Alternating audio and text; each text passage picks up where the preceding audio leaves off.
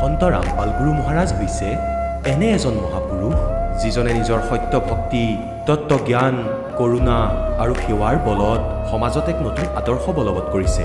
সন্ত ৰামপাল গুৰু মহাৰাজৰ নেতৃত্বত তেওঁৰ সকলো সৎলোক আশ্ৰমে কৰা বিস্ময়কৰ সমাজ কল্যাণমূলক কামে সমাজখনক সোণালী ভৱিষ্যতৰ এক নতুন আশা দেখুৱাইছে।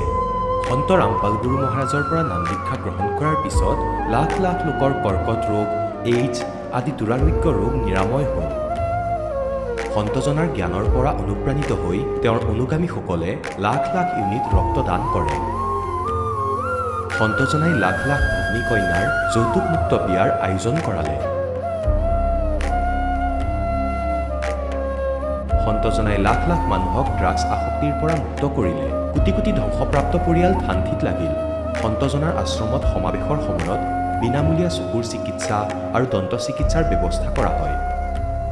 সন্ত ৰামপাল গুৰু মহাৰাজৰ দ্বাৰা পৰিৱেশ সুৰক্ষাৰ উদ্দেশ্যে সময়ে সময়ে বৃহৎ পৰিসৰত বৃক্ষৰোপণ কৰা হয়।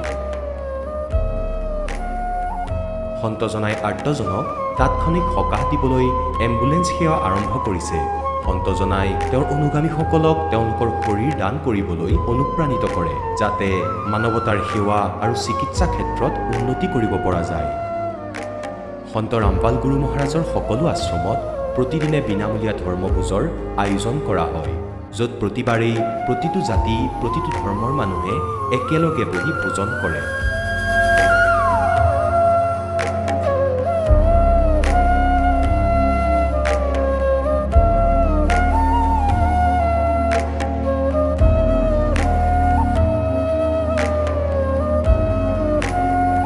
সন্ত ৰামপাল গুৰু মহাৰাজৰ অন্নপূৰ্ণা অভিযানে দৰিদ্ৰ আৰু অসহায় লোকসকলৰ জীৱনত এক নতুন শক্তি আৰু আশাৰ সঞ্চাৰ কৰিছে। ঘৰে ঘৰে খাদ্য সামগ্ৰী আৰু প্ৰয়োজনীয় সাহায্য প্ৰদান কৰি সন্ত ৰামপাল গুৰু মহাৰাজে মানুহক দুখ আৰু অসহায় অৱস্থাৰ সৈতে যুঁজিবলৈ শক্তি প্ৰদান কৰিছে।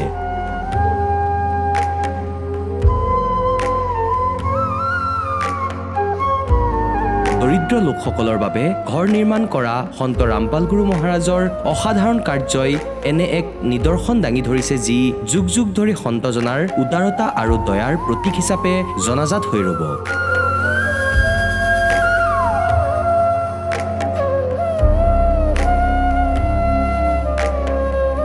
সন্ত ৰামপাল গুৰু মহাৰাজৰ আশ্ৰমত সহস্ৰাধিক বৃদ্ধ বৃদ্ধাই শ্ৰদ্ধা আৰু মৰমেৰে জীৱন যাপন কৰাৰ সুযোগ পায়। তেওঁলোকৰ থকা খোৱাৰ আৰু স্বাস্থ্যৰ সম্পূৰ্ণ দায়িত্ব সন্ত ৰামপাল গুৰু মহাৰাজে বহন কৰে।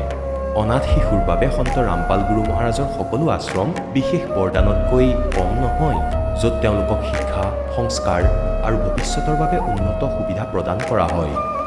বানপানী, ভূঁইকঁপ বা মহামাৰী যিয়েই নহওক, সন্ত ৰামপাল গুৰু মহাৰাজ আৰু তেওঁৰ অনুগামীসকল সদায় আৰ্তজনৰ বাবে আগৰণুৱা হৈ থাকে।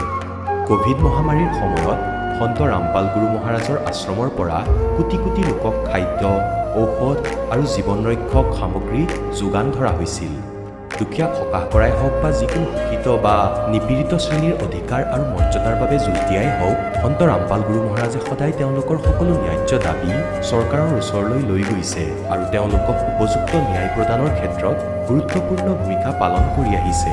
সমাজত আধ্যাত্মিক আৰু সামাজিক মূল্যবোধৰ প্ৰতি সজাগতা অনাৰ প্ৰতিটো পদক্ষেপতে সন্ত ৰামপাল গুৰু মহাৰাজ মানৱতাৰ প্ৰকৃত সেৱক হিচাপে প্ৰমাণিত হৈছে। সন্ত ৰামপাল গুৰু মহাৰাজৰ জীৱনে আমাক শিকাইছে যে প্ৰকৃত সেৱা সেইটোহে যিটো নিস্বাৰ্থভাৱে কৰা হয়। আহক আমিও এই মহান সন্তজনৰ এই মহান সেৱাৰ কামত যোগ দিওঁ আৰু সন্ত ৰামপাল গুৰু মহাৰাজৰ পৰা নাম দীক্ষা লৈ আমাৰ জীৱন ধন্য কৰি তোলোঁ।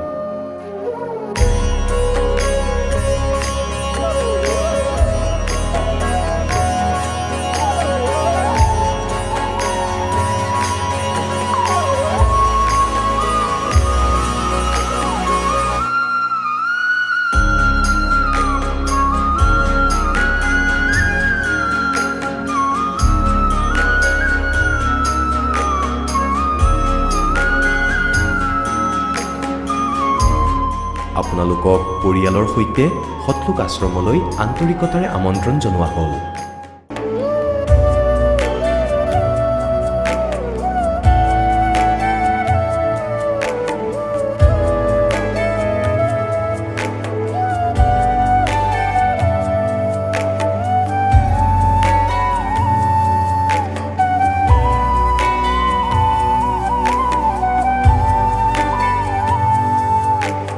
পূৰ্ণ পৰমাত্মাক পাবলৈ আৰু তেওঁৰ পৰা প্ৰকৃত লাভ প্ৰাপ্ত কৰিবলৈ পবিত্ৰ বাইবেলত প্ৰমাণ আছে যে প্ৰভুৱে মানুহক নিজৰেই স্বৰূপত সৃষ্টি কৰিলে, 6 দিনত সৃষ্টি ৰচনা কৰি 7ম দিনত বিশ্ৰাম লৈছিল। কোৰাণ শ্বৰীফত প্ৰমাণ পোৱা গৈছে যে স্বয়ং খোদাই হজৰত মহম্মদক কৈছে যে মই তোমাক সেই পৰমাত্মাৰ মহিমা ক'বলৈ পঠিয়াইছোঁ। সেইজন পৰমাত্মা হৈছে কবীৰ, যিজনে 6 দিনত সৃষ্টি ৰচনা কৰি 7ম দিনত সিংহাসনত আৰোহণ কৰিলে। তেওঁৰ খবৰ কোনোবা বাখবৰ তত্ত্বদৰ্শী সন্তক সুধি চাওকচোন।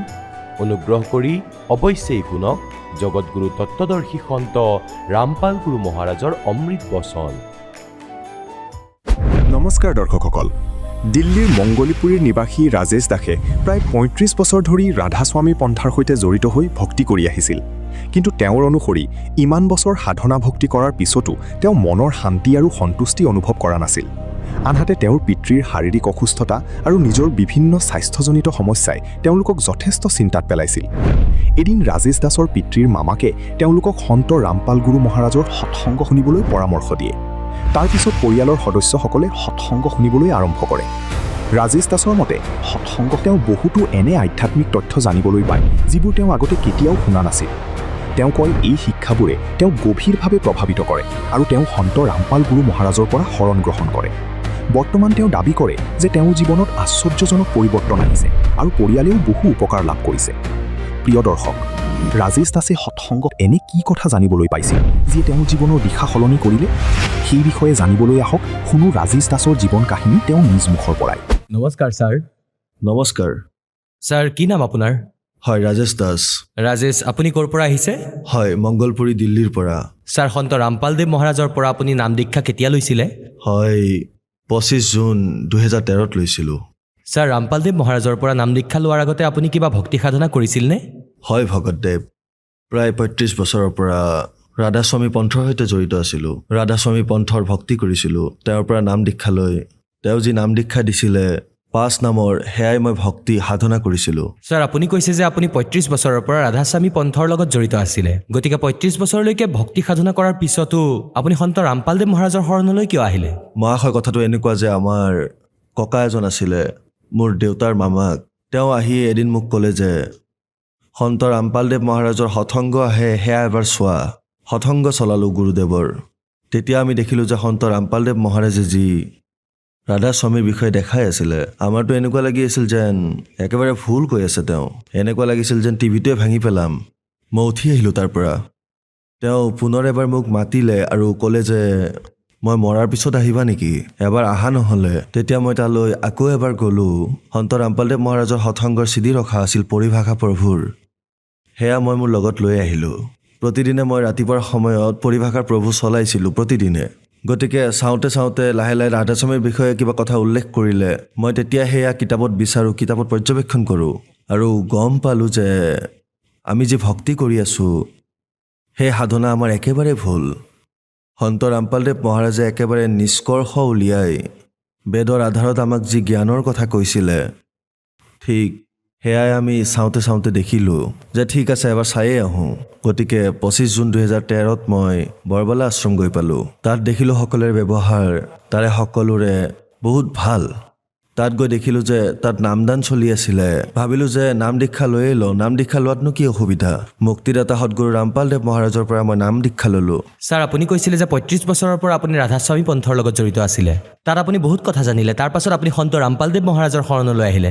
গতিকে ৰাধাস্বামী পন্থ আৰু সন্ত ৰামপালদেৱ মহাৰাজৰ ভক্তি সাধনা আৰু পন্থত আপুনি কি ভিন্নতা দেখিছে?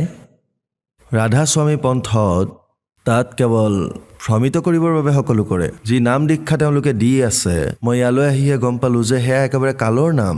সেই নাম ভক্তি একেবাৰে সঠিক নহয় আৰু সকলোৱে যে পৃথিৱীৰ মায়াতে আবদ্ধ হৈ আছে, মুক্তিদাতা সদগুৰু ৰামপালদেৱ মহাৰাজেহে কৈছে আমাক সৎ ভক্তিৰ বাবে। আৰু আমি ইয়াৰ পৰা আমি যদি মুক্তি বিচাৰোঁ, সৎ ভক্তি কৰিহে, সৎ নামৰ ভক্তি কৰিহে আমি মুক্তি পাব পাৰোঁ আৰু নিজৰ সৎ লোক ঘৰলৈ যাব পাৰোঁ। ছাৰ, সন্ত ৰামপালদেৱ মহাৰাজৰ পৰা নাম দীক্ষা লোৱাৰ পিছত আপুনি কিবা লাভ প্ৰাপ্ত কৰিলেনে? হয় মহাশয়, লাভ মোৰ এনেকুৱা হ'ল যে মোৰ বিপিৰ সমস্যা আছিলে আৰু এই হাতখনতো বিষ আছিলে মোৰ। এই হাতখন ওপৰলৈ নগৈছিলে। ভৰিত ধৰক যেতিয়া থিয় দিওঁ আঁঠুত বহু সময়লৈ বিষ থাকে, খোজকাঢ়িব নোৱাৰিছিলোঁ। সদগুৰু ৰামপালদেৱ মহাৰাজৰ শৰণলৈ অহাৰ পিছত মই বুজিবই নোৱাৰিলোঁ সেই বিষবোৰ মোৰ গ'লনো ক'ত। মালিকৰ দয়াত 5 বছৰ, চাগে তাতকৈ বেছিয়েই হ'ল এতিয়া। আমাৰ যি ফেমিলি ডক্তৰ আছিলে, মাহত ধৰি লওক 4-5 বাৰ মানে গৈছিলোঁ আমি তালৈ। আজি ভগৱানৰ দয়াত সেই ডক্তৰৰ মুখো আমি দেখা নাই। এয়া দয়া কৰিছে মালিকে আমাক। মোৰ দেউতাৰ হাৰ্টৰ অসুবিধা আছিলে চন 2000ৰ পৰা। ডক্তৰে কৈছিলে যে এওঁ আজীৱন ঔষধ খাই থাকিলেহে জীয়াই থাকিব পাৰিব। গতিকে তাৰপিছত বহুদিনলৈ তেওঁৰ চিকিৎসা চলিল। 2-3 বাৰ এটেকো হৈছিলে। তাৰ পিছত আমি সন্ত ৰামপালদেৱ মহাৰাজৰ শৰণলৈ আহিছিলোঁ। শৰণলৈ অহাৰ পিছত 2014ৰ ভিতৰত তেওঁৰ এটা পেৰালাইজ এটেক হৈছিলে। বহি থাকোঁতে হঠাতে পেৰালাইজ এটেক হোৱাৰ লগে লগে আমাৰ ফেমিলি ডক্তৰক সেয়া ক'বলৈ ফোন কৰিলোঁ মই, যাতে কথাখিনি কওঁ তেওঁক।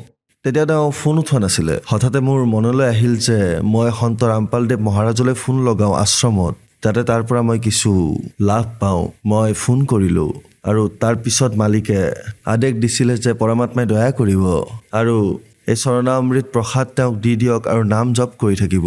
মই যেতিয়াই ফোন কাটিলোঁ লগে লগে তেওঁ ক'লে যে মোৰ পেচাব কৰিব লাগিছে। লাহে লাহে তেওঁ থিয় হ'ল। থিয় হৈয়ে তেওঁ লাহে লাহে পেচাব কৰিবলৈ গ'ল আৰু তাৰপিছত ক'লে যে তোমালোকে মোক এৰি দিয়া। যি নিজৰ ভৰিত একেবাৰে মৃত অৱস্থাত আছিল, মৃত অৱস্থাত। মানে তেওঁৰ এনেকুৱা অৱস্থা হৈ গৈছিলে যে যেন একেবাৰে মৃত। সন্ত ৰামপালদেৱ মহাৰাজ ভগৱানৰ এনেকুৱা দয়া হ'ল যে যেতিয়াই সন্ত ৰামপালদেৱ মহাৰাজে কৈছিলে যে পৰমাত্মাই দয়া কৰিব, এই মালিকৰ দয়াত 10 মিনিটৰ ভিতৰতে তেওঁ নিজ ভৰিৰে খোজ কাঢ়িবলৈ ধৰিলে। আৰু দ্বিতীয় দিনা ৰাতিপুৱাই আমি চিধা বৰবালা আশ্ৰম গৈ পালোঁ। বৰবালা আশ্ৰম পোৱাৰ পিছত যেতিয়া সন্ত ৰামপালদেৱ মহাৰাজ যেতিয়া দৰ্শনৰ বাবে তেওঁ আহে, সেই সময়তে মই তেওঁক ক'লোঁ যে মুক্তিদাতা আপুনি আমাৰ ওপৰত বহুত দয়া কৰিলে। তেতিয়া মুক্তিদাতা সদগুৰু ৰামপালদেৱ মহাৰাজে ক'লে যে পুত্ৰ ভক্তি কৰা, তোমাৰ আৰু একোৱেই নহয়, তোমাক মালিকে জীৱন দিছে। এয়া মালিকে দয়া কৰিলে আমাৰ ওপৰত। আৰু মোৰ গোটেই পৰিয়াল আজি মালিকৰ শৰণত। যোৱা প্ৰায় 2017ৰ ওচৰে পাজৰে মোৰ মাৰো ইমান সমস্যা হৈছিল। ডক্তৰে আমাক কৈ দিছিলে যে এওঁ আৰু বাচিব নোৱাৰিব। আমি বহুত দূৰ দূৰণিত তেওঁক দেখুৱালোঁ চিকিৎসাৰ বাবে, বহু দূৰলৈ লৈ গৈছিলোঁ। কোনোবাই কয় টেষ্ট দিব লাগিব, কোনোবাই কয় কিবা হ'ব, যেন চবে নিজৰ নিজৰ হিচাপে কথা কৈ আছিল। কিন্তু মুক্তিদাতা সদগুৰু ৰামপালদেৱ মহাৰাজৰ দয়াৰে আজি তেওঁ সম্পূৰ্ণ সুস্থ হৈ আছে, একেবাৰে ভাল স্থিতিত আছে আৰু মালিকৰ ভক্তি কৰি আছে। এয়াই আমাৰ ওপৰত সকলোতকৈ ডাঙৰ দয়া এয়া যে মুক্তিদাতা সদগুৰু ৰামপালদেৱ মহাৰাজে আমাক তেওঁৰ নিজৰ শৰণত ৰাখিছে। এয়া আমাৰ সকলোতকৈ ডাঙৰ লাভ এয়াই। ছাৰ, সন্ত ৰামপালদেৱ মহাৰাজৰ পৰা নাম দীক্ষা লোৱাৰ পিছত আপোনাৰ বহুতো লাভ হ'ল। এতিয়া যিসকল শ্ৰদ্ধালুৱে আপোনাক চাই আছে, বিশেষকৈ ৰাধাস্বামী পন্থৰ, তেওঁলোকক আপুনি কি ক'ব বিচাৰে? মই আশয় তেওঁলোকক এইটোৱে ক'ব বিচাৰিছোঁ, আপোনালোক গৈ আছে সৎসংগলৈ, আপোনালোকে তাৰে সৎসংগৰ বিষয়ে একোৱেই নাজানে। সৎসংগ কি বস্তু যদি জানিব খুজিছে তেন্তে সন্ত ৰামপালদেৱ মহাৰাজৰ সৎসংগ শুনক আৰু চাওক, তেতিয়াহে গম পাব। আজিলৈকে মই সৎসংগলৈ বহুত গৈছোঁ, কিন্তু এয়াও জনা নাছিলোঁ যে সৎসংগলৈ যায়নো কিয়। গম পালোঁ যে আমি পৰমাত্মাক পাব পাৰোঁ। পৰমাত্মাৰ বিষয়ে আজিলৈকে আমাক কোনেও একো কোৱাই নাছিল, যে সেই পৰমাত্মা হয় কোন। চবে এজনৰে মহিমা গাই আছে, ঠিক আছে, কিন্তু আজিলৈকে কোনো কওঁতা নাপালোঁ। ৰামপালদেৱ মহাৰাজে প্ৰমাণ সহিতে, আমাৰ শাস্ত্ৰ সহিতে আমাক কৈছে যে পৰমাত্মা মুক্তিদাতা কবীৰ চাহেবদেৱ হয়, প্ৰমাণ সহিতে। ছাৰ, সন্ত ৰামপালদেৱ মহাৰাজৰ পৰা নাম দীক্ষা কেনেকৈ ল'ব পাৰি? মুক্তিদাতা সদগুৰু ৰামপালদেৱ মহাৰাজৰ পৰা নাম দীক্ষা ল'বৰ বাবে সাধনা চেনেলত 7:30 বজাৰ পৰা 8:30 বজালৈকে অনুষ্ঠান আহে। তলত যি শাৰী থাকে তাৰ নম্বৰত ফোন কৰি আপুনি নিকটৱৰ্তী নামদান স্থলৰ বিষয়ে জানিব পাৰিব আৰু আপোনালোকে তাৰ পৰা নাম দীক্ষা ল'ব পাৰিব। ধন্যবাদ ছাৰ। নমস্কাৰ। দৰ্শকসকল, আপোনালোকে শুনিলে সন্ত ৰামপাল গুৰু মহাৰাজৰ পৰা নাম দীক্ষা প্ৰাপ্ত কৰি সুখী হোৱা ভকতৰ অনুভৱ। এতিয়া চাওক জগতগুৰু তত্ত্বদৰ্শী সন্ত ৰামপাল গুৰু মহাৰাজৰ মংগল প্ৰবচন। সাধু ৰূপত থকা ভগৱান শিৱৰ চৰণত যেতিয়া কেঁচুৱাটো থ'ব বিচাৰিলে, কেঁচুৱাটো তাৰ পৰা শূন্য তুলিব ধৰিলে আৰু ভগৱান শিৱৰ শিৰৰ পেৰেলেল শূন্যত থিয় হ'ল নিজে নিজে। আৰু শিৱদেৱে চাই থাকিল। এতিয়া মাতৃগৰাকীয়ে ভাবিলে, নিমাই ভাবিলে এই মহাত্মাজনৰ বহুত শক্তি আছে, মোৰ পুত্ৰক শূন্যত উপহাই দিলে, এতিয়াও নম্বৰ শিৱৰী বাঢ়ি যাব ধৰিছে। যেতিয়া ভগৱান শিৱই এনেকৈ হাত থলে, পৰমাত্মা তেওঁৰ কোলালৈ আহি গ'ল। ভগৱান শিৱৰ সাধু ৰূপৰ আৰু আকৌ পৰমাত্মাৰ আৰু ভগৱান শিৱৰ দুই ভগৱানৰ চকুত চকু পৰিল। তেতিয়া শংকৰ ভগৱানে প্ৰণাম জনালে। এওঁ অদ্ভুত শক্তিৰ, কৈছে 7 বাৰ গৰীবদাস দেৱে দেখিছে 7 বাৰ তেওঁলোকৰ মাজত কথা বতৰা হৈছিল। মাতৃয়ে বুজি নাপালে।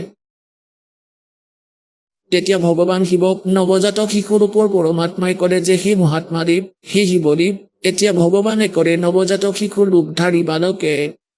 সি বাল ভগৱান কবিৰ চাহেবে ক'লে যে শিৱদেৱ, ই মাতৃগৰাকীক কৈ দিয়ক এজনী কুমাৰী গাই আনিবলৈ, আৰু তাইৰ ওপৰত আপুনি নিজৰ আশীৰ্বাদ দি দিব, তাই গাখীৰ দিব। তেতিয়া कहते करे करावे साईं मन में लहर उठा, दादू सिर धर जीव के आप बगल हो जा। পৰমাত্মাৰ মহিমা বুলি ক'ব বিচৰা নাছিল। মাতৃয়ে এনেকৈ ভাবিব যে এজন সাধু আহিছিলে, তেওঁ আশীৰ্বাদ দিলে, সেইবাবে গৰুজনীয়ে গাখীৰ দিব ধৰিলে। আৰু পৰমাত্মাই এইটো বিচাৰিছিলে যে মোৰ এই আত্মাবোৰৰ অন্তৰত ভগৱানৰ প্ৰতি আস্থা হৈ থাকক, লাগিলে যি মাধ্যমেৰেই নহওক। সেইবাবেইতো আপোনালোকে ভগৱান ভগৱান কৰি আছে আজিলৈকে, কিন্তু সকাহ পোৱা নাই। যদিও সাধনা ভুল আছিলে, আপোনালোক মালিকৰ শৰণত আছিলে, সেইকাৰণে আপোনালোক ভক্তিৰে পৰিপূৰ্ণ হৈ আছে। আপোনালোকৰ পুণ্য আজিলৈ শেষ হোৱা নাই। আজিৰ পৰা 600 বছৰ আগতে পৰমাত্মা আহিছিলে, 64 লাখ শিষ্য হৈছিলে। সেই 64 লাখৰ ভিতৰত আপোনালোক প্ৰথম স্থানত আছিলে।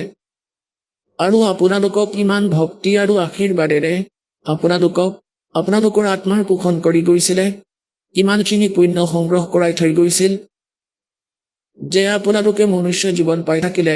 যদিও আপোনালোকে সাধনা আন দেৱী দেৱতাৰ কৰিছিলে, তাৰ পৰাতো একো পাবলগীয়া নাই। এই ফলবোৰ পূৰ্বজন্মৰ কৰ্মৰেই, সেই সংস্কাৰৰ বাবে পাই আছে। কিন্তু আস্থা ভগৱানৰ প্ৰতি জড়িত হৈ আছিলে যে মই এই ভগৱানৰ পূজা কৰি আছিলো, সেইবাবে মোৰ পুত্ৰ হ'ল, মোৰ চাকৰি হ'ল, যেনেদৰে এই দাসৰ হৈছিলে। এতিয়াহে গম পালো যি ভগৱানৰ পূজা কৰি আছিলো তেওঁলোকে একো কৰিব নোৱাৰে। কিন্তু আমাৰ সেই আস্থা আছিল, সেইবোৰ ফলি আছিলে পূৰ্বজন্মৰ সংস্কাৰৰ বাবে। আৰু আমি ক্ৰেডিট দিছিলো এই ভগৱানসকলক, আৰু ভগৱানৰ প্ৰতি আকৰ্ষিত হৈ থাকিলো। কিন্তু সেয়া মালিকে নিজে কৰি আছিল। গতিকে সেই সময়তে সাধুৰ বেশধাৰী ভগৱান শংকৰে ক'লে যে নিমা, তোমাৰ স্বামী ক'ত আছে, মাতা। তেওঁ নিজৰ স্বামীক মাতিলে। তেতিয়া ভগৱান শিৱই ক'লে, মানে যিজন সাধুৰো পথিয় হৈ আছিল, যে এনেকুৱা কৰা পুত্ৰ, এজনী কুমাৰী গাই আনা, যিজনীয়ে গাখীৰ খোৱা বাদ দিছে আৰু ষাঁড় গৰুৱে টাচ কৰা নাই। जाके संग बैल नहीं लागा। আৰু এজন কুমাৰৰ ঘৰৰ পৰা এটা একেবাৰে সতেজ চাফা এটা সৰু কলহ আনিবা, য'ত গাখীৰ উলিয়াব পাৰিম। কলহ, সৰু কলহ, সৰু যেনেকৈ আজিকালি যে ডেক্সি থাকে, ডেক্সি ঠিক সিমান চাইজৰেই। তেওঁ তৎক্ষণাত গ'ল, কুমাৰী গাই আনিলে, আৰু এটা কুমাৰৰ ঘৰৰ পৰা ডেক্সি টাইপ কলহ আনিলে মাটিৰ। ভগৱান শিৱই সেই গৰু পোৱালিটোৰ ওপৰত হাত থলে, তাৰ স্তন ডাঙৰ হৈ গ'ল, তলত পাত্ৰ থলে, আৰু সেই পাত্ৰ ভৰি গ'ল। গাখীৰ নিজে নিজে বন্ধ হ'ল, আৰু পৰমাত্মাই সেই গাখীৰ খালে। তেতিয়া সেই বুঢ়ীজনীৰ মাতৃজনীৰ বিশ্বাস হ'ল। যে এতিয়া এওঁ নমৰে। তেওঁ মহাত্মাজনৰ চৰণ চুলে আৰু শ বাৰ নমস্কাৰ জনালে যে আপুনি সঁচাকৈ ভগৱান আহিছে। এই প্ৰকাৰে পৰমাত্মাই গাখীৰ খালে। এতিয়া পুণ্যাত্মাসকল চাওক, আমি পোনপ্ৰথমে পৰমাত্মাক চিনি ল'ব লাগিব, তাৰ পিছতহে আমাৰ হৃদয়ত আস্থা আহিব যে হু ইজ গড, পৰমাত্মা কোন। যি সদগ্ৰন্থবোৰক আমি সত্য বুলি মানো, মানে বেদবোৰক বিশ্বৰ সকলোৱে এনেকৈ মানে যে এয়াই সত্য। আৰু বিশেষকৈ হিন্দুসকলৰ হৃদয়তো সমাৱেশ হৈ আছে 4 বেদ। আৰু পুণ্যাত্মাসকল, বেদনো কি? কোনো নাটকৰ গান নহয়, গড গিভেন স্পিৰিচুৱেল নলেজ। আৰু ভগৱানৰ মহিমা আছে ইয়াৰ ভিতৰত। এতিয়া বেদৰ ভিতৰত যি জ্ঞান আছে ভগৱানৰ মহিমা, তেওঁ কি কৰে, কেনেকুৱা লীলা কৰে, আৰু সেয়া যদি কোনোবাই কৰি থৈছে এই পৃথিৱীত, তেন্তে who is God, he is God. তেওঁই হয় পৰমাত্মা, যিয়ে বেদত লিখি থোৱা লীলা কৰি থৈছে। সেয়াই প্ৰমাণিত কৰে। প্ৰথমে গৰীবদাসদেৱৰ বাণীৰ পৰা শুনাওঁ, তাৰ পিছত আপোনালোকক বেদৰ পৰমাত্মাৰ মহিমাৰে প্ৰমাণিত কৰিম। भक्ति मुक्ति ले उतरे वो मेटन तीनों तापे। তিনিওটাপৰ নাশ কৰিবলৈ এনেকুৱা বনৌষধি লৈ অৱতাৰিত হ'ল, এনেকুৱা মন্ত্ৰ লৈ অৱতাৰিত হ'ল যে তিনিওটাপৰে নাশ তাৰ পৰা হ'ব। যেনেকৈ আপোনালোকক কথা শুনাইছিলো, মহাভাৰতত পাণ্ডৱসকলে বন্ধুঘাত কৰিছিলে আৰু তাৰ বাবে অশ্বমেধ যজ্ঞ কৰিছিলে। ভগৱান কৃষ্ণই কৈছিলে যে তোমালোকে যি বন্ধুঘাত কৰিছা সেই তিনিটাপৰ অন্তৰ্গত প্ৰেতাত্মাই আমনি দি আছে সেই মৃতকসকলৰ আত্মাই আমনি দি আছে তিনিটাপৰ অন্তৰ্গত। তাৰ বাবে অশ্বমেধ যজ্ঞ কৰা হৈছিলে। কিন্তু কোনো ঋষি মহৰ্ষি শ্ৰীকৃষ্ণই ভোজন কৰাৰ পিছতো সি শংখ বজা নাছিলে, অৰ্থাৎ সেই যজ্ঞ সম্পূৰ্ণ হোৱা নাছিল। যদিহে যজ্ঞ সম্পন্ন হয় তেতিয়াহে তিনি তাপ কটা যাব। গতিকে কি কোৱা হয়, 33 करोड़ यज्ञ में आए वो सहस 88 सारे।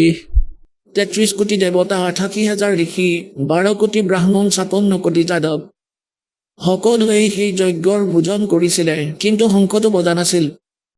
33 करोड़ यज्ञ में आए वो सहस 88 सारे। 12 कोट वेद के वक्ता वो सुपच का शंख बजारे। बन तू पावेगा अपना किया रे, भोग गयो अपना किया रे।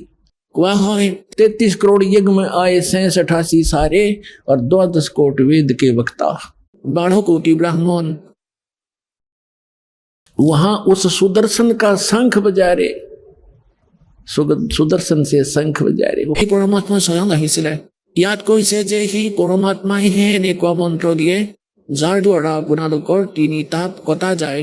तुम कौन राम का जपते जापम, तात कटे न ये तीनों तापम।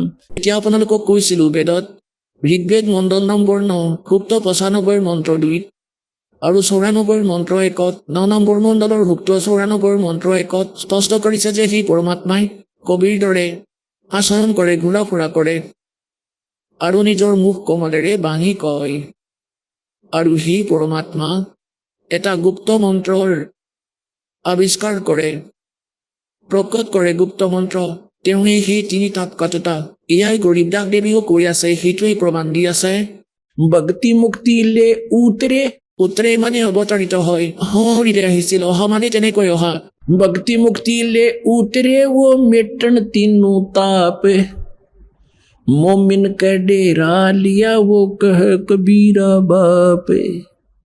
সেই মুছলমান শিপিনীৰ ঘৰত বসবাস কৰি আছিল আৰু এটা লীলা কৰি সেই নিৰক পিতৃ বুলি মাতে। दूध न पीवन अन्न बखे नहीं पलने झूलन थे। अदर अमान ध्यान में वो कमल कला फूलन थे। আকৌ কৈছে काजी आए कुरान ले धर लड़के का नाम। अक्सर अक्सर में फुरा धन कबीर बलि जाऊं मैं। सकल कुरान कबीर है हरफ लिखे जो लेखे। काशी के काजी कहे या गई दीन की टेक। পিছত সেই কাজী মল্লাবোৰ আহিল যে নাম থম এতিয়া ল'ৰাটোৰ। এতিয়া সিহঁতে কোৰাণ শ্বৰীফখন খোলে, যেনেকৈ আমাৰ ইয়াতে ব্ৰাহ্মণসকলে নামকৰণ কৰে গুৰুজনে। নিজৰ কিবা বিদ বা গীতা অথবা পুৰাণখন এনেকৈ খুলি প্ৰথম আখৰটো যিটো আহে সেইটোৰেই নাম থয়। এনেকৈ সিহঁতে কোৰাণ শ্বৰীফখন খুলিছিলে। তাত বালকজনৰ নাম বিচাৰিব ধৰিলে। পোনপ্ৰথমে চুৰত ফুলকানীৰ কবিৰা শব্দটো পালে, কবিৰ। সিহঁতে ভাবিলে কবিৰৰ অৰ্থটো যিহেতুকে ডাঙৰ, গতিকে শিপিনীৰ পুত্ৰৰ ইমান ডাঙৰ নাম ৰখাটো ভাল নালাগিব।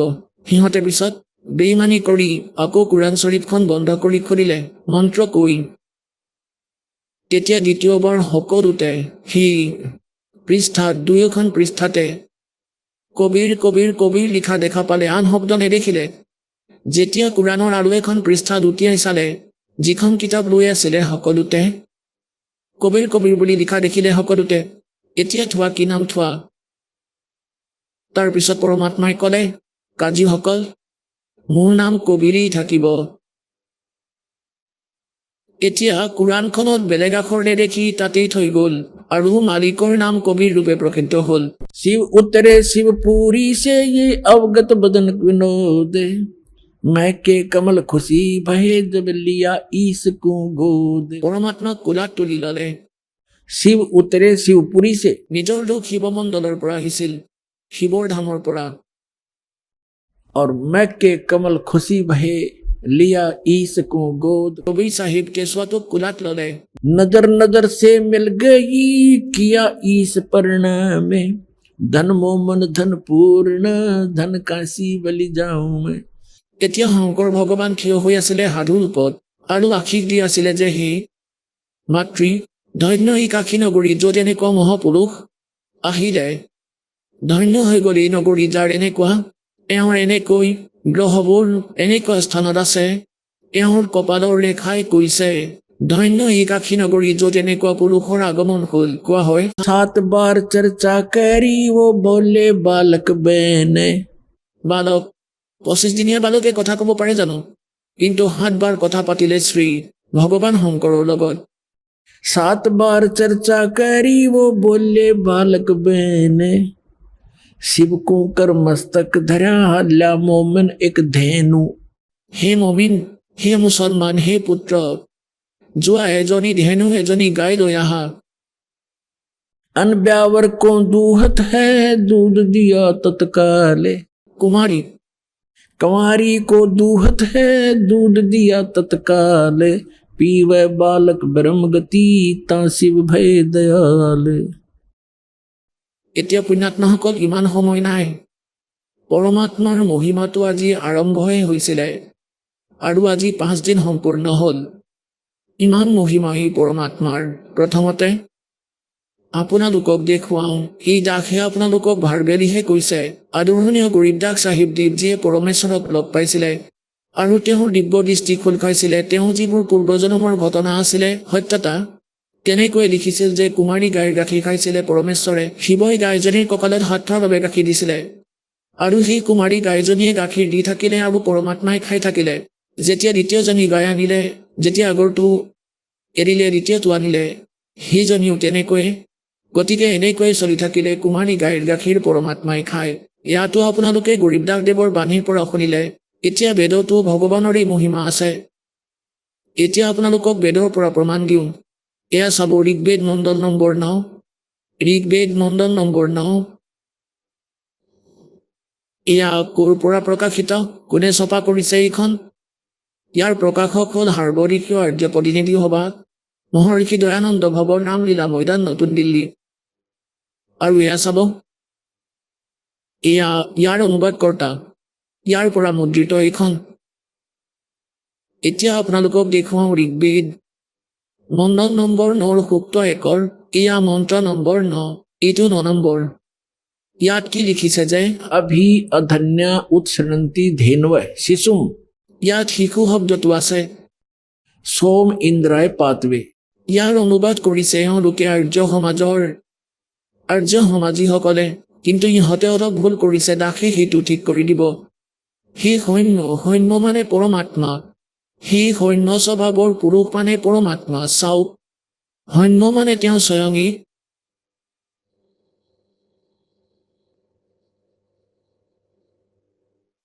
ইয়াত চাব, ইয়াত তেওঁলোকে নিজেই লিখিছে প্ৰথম মন্ত্ৰত, প্ৰথম মণ্ডল নম্বৰ 9, নৱম মণ্ডল সূক্ত নম্বৰ 1, মন্ত্ৰ নম্বৰ 1। এই সৈন্য মানে সৈন্য স্বভাৱৰ পৰমাত্মা। हे सोम स्वभाव परमात्मन। সৈন্য মানে পৰমতম। ইয়াত সৈন্য শব্দটো আছে।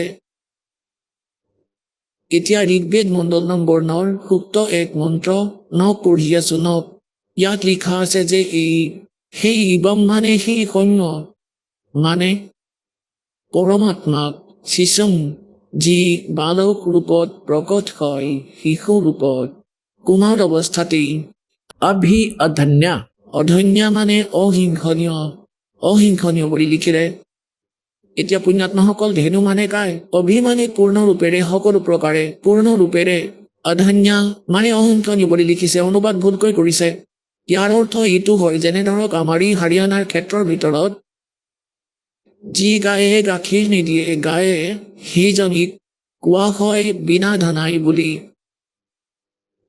বিনা ধানাই অধন্যা, যিয়ে গৰ্ভধাৰণ কৰা নাই, আৰু অভিধন্যা মানে পূৰ্ণৰূপেৰে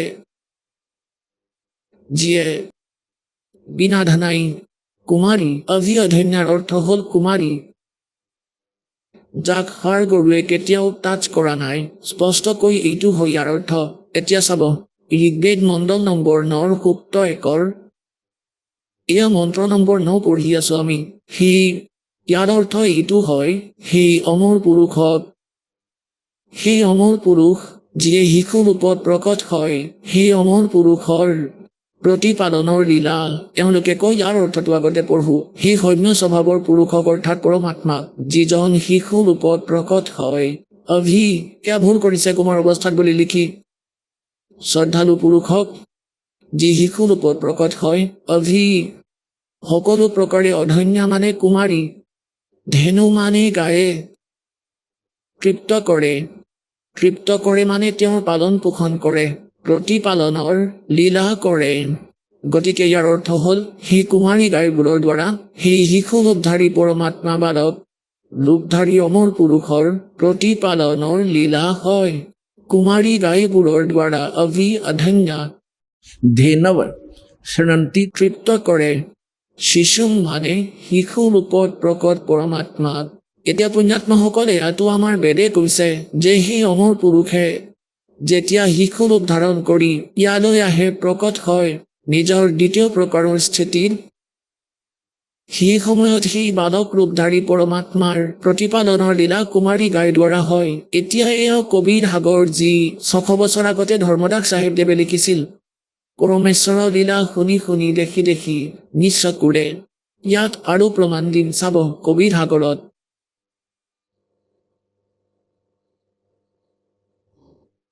হিমৰাজ শ্ৰীকৃষ্ণ দাস, মুম্বাইৰ পৰা প্ৰকাশিত। এয়া চাব ইয়াৰ পৰা। এয়া হ'ল কবিৰ সাগৰ, আৰু ইয়াৰ কোন হয় কবিৰপন্থী ভাৰত পথিক স্বামী যুগলানন্দ বিহাৰীৰ দ্বাৰা পৰিষ্কৃত। ক'ৰ পৰা ছপা কৰা হৈছে? প্ৰকাশক এবং মুদ্ৰক হিমৰাজ শ্ৰীকৃষ্ণ দাস, অধ্যক্ষ শ্ৰী ভেংকটেশ্বৰ প্ৰেছ, হিমৰাজ শ্ৰীকৃষ্ণ দাস মাৰ্গ, মুম্বাইৰ পৰা। এয়া এনেকুৱা। ইয়াৰ এতিয়া মই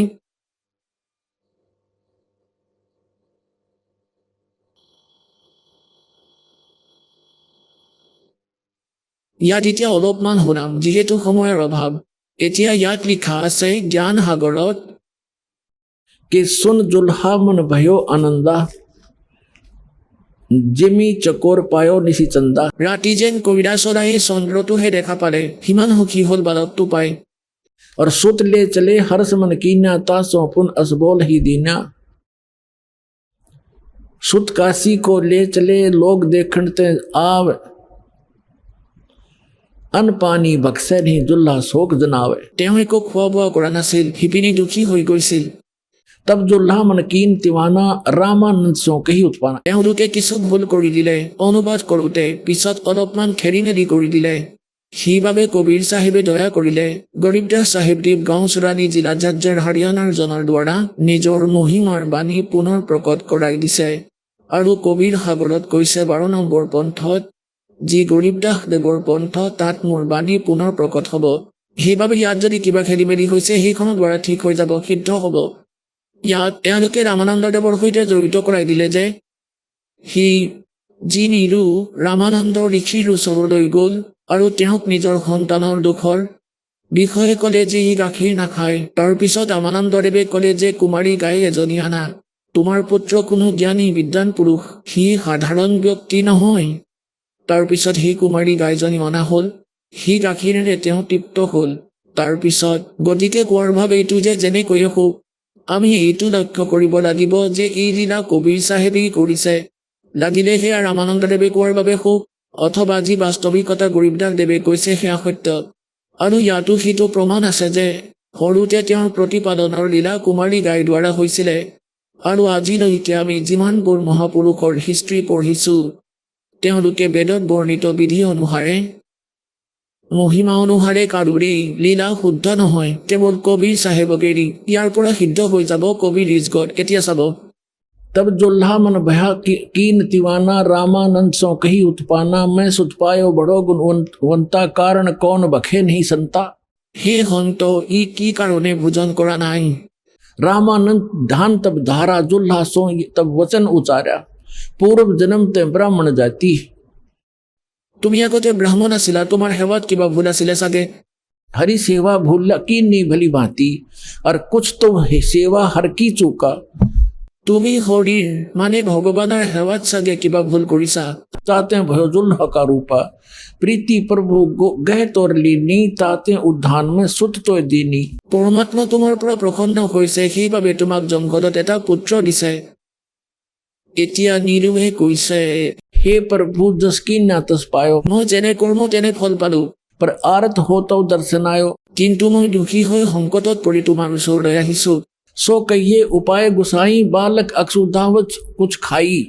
रामानंद अस युक्ति विचारा सुत तुम सुत कोई ज्ञानी अवतारा। তোমাৰ পুত্ৰ কোনো বিদ্যান পুৰুষ, ভাল আত্মা।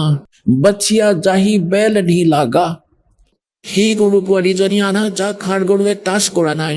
सो ले ठाड करते ही आगा। তেওঁৰ ওচৰত নি থিয় কৰাই দিয়া। এজনী কুমাৰী গাই आना। दूध चलेते ही थनते दूध ही धरो छिपाई अक्स उदावंत जब होवे ताक कह देव खवाई। जुल्हा एक बछिया ले आया কুমাৰী গৰু পোৱালী जाके संग बैल नहीं लागा और चलो दूत कोई मरम न पावा। चलो दूत जुल्हा हरसाना राग छिपाए काहू नहीं जाना। এতিয়া ইয়াত যি গাখীৰ শব্দটো আছে, ইয়াত এওঁলোকে এতিয়া গাখীৰ শব্দটো ইয়াত কিয় লিখিলে? সেই পৰমাত্মা আহিছিলে, ভগৱান শংকৰ আহিছিলে আৰু তেওঁ গুচি গ'ল, হঠাৎ অন্তৰ্ধান হৈ গ'ল। গতিকে তেওঁ এনেকৈ ভাবিছিলে, নিমাই তেওঁ কোনো ভগৱানে পঠোৱা দূত হয়, তেওঁ যিহেতুকে দূত মোৰ সংকট নিবাৰণ কৰি দিলে। এতিয়া ইয়াত চাব, दूध तब पीवत नाम कबीरा दूध तब पीवत नाम कबीरा खेलत संत संग मत धीरा। এতিয়া পুণ্যাত্মাসকল, আমি পোনপ্ৰথমে এইটো চিনি ল'ব লাগিব যে যি ভগৱানৰ, যি আল্লাৰ, যি খুদাৰ আমি ভক্তি কৰি আছো, তেওঁ সঁচাকৈয়ে ভগৱান হয় নে নহয়? একেবাৰে শুদ্ধ। যেতিয়া আমি কিবা চুক্তি কৰিবলৈ যাওঁ, এটা লাল লওঁ অথবা আন বস্তু লওঁ, তেতিয়া আমি চাওঁ যে এইটো সিটো হয় নে নহয়। গতিকে আজি আপোনালোকৰ সন্মুখত আমাৰ পবিত্ৰ সৎগ্ৰন্থ বেদে সিদ্ধ কৰি দিছে যে ভগৱানে যেতিয়া শিশু ৰূপ ধাৰণ কৰি আহে, তেওঁৰ প্ৰতিপালনৰ লীলা কুমাৰী গাইৰ দ্বাৰা হয়। আৰু পৰমেশ্বৰে 600 বছৰ আগতে এই লীলা, কাৰণ এয়া তেওঁৰ গুণ, তেওঁ কৰি কৰে। আৰু বেদত এইটো প্ৰমাণ আছে, তেওঁ ওপৰৰ লোকত থাকে সশৰীৰ, মনুষ্য সদৃশ, দেখাত ৰজাৰ দৰে সিংহাসনত বিৰাজমান হৈ থাকে।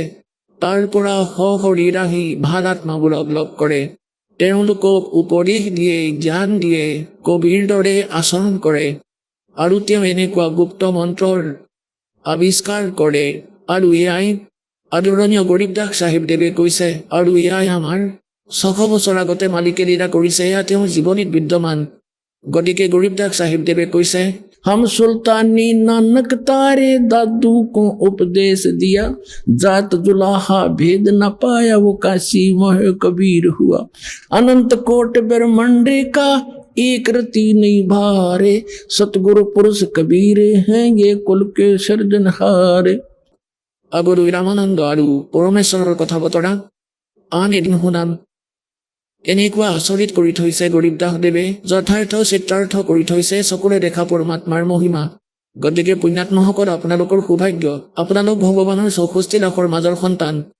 আৰু আপোনালোকক বিচাৰি বিচাৰি কৰোবাৰ পৰা নহয় কৰোবাৰ পৰা, যিকোনো মাধ্যমেৰে, কাৰোবাক কিতাপৰ, কাৰোবাক টিভিৰ মাধ্যমেৰে আপোনালোক লাল সেই পৰমাত্মাৰ, যাৰ বাবে তেওঁ স্বয়ং কৈছে, पोता मारूं स्वर्ग में और जा बैठूं पाताल।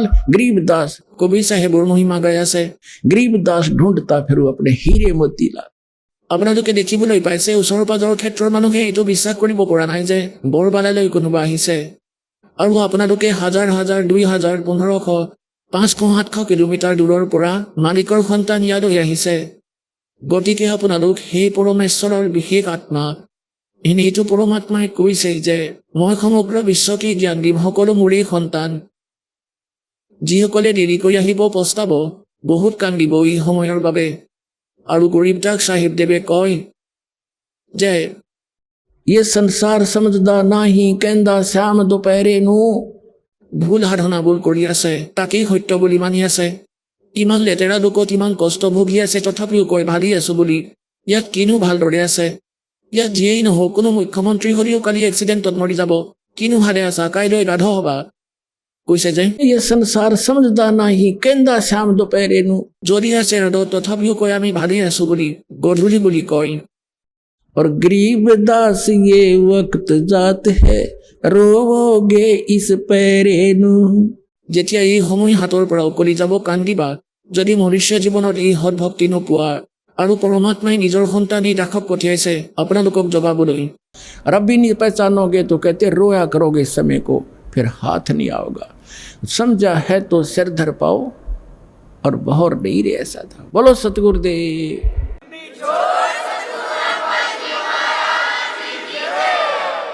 আহক আমি এতিয়া সেই শ্ৰদ্ধালুসকলৰ অনুভৱবোৰ জানো, যিসকলে জগতগুৰু তত্ত্বদৰ্শী সন্ত ৰামপাল গুৰু মহাৰাজৰ পৰা দীক্ষাপ্ৰাপ্ত কৰিছে তথা তেওঁ কোৱা ভক্তিমাৰ্গ এওঁলোকে অৱলম্বন কৰি আছে।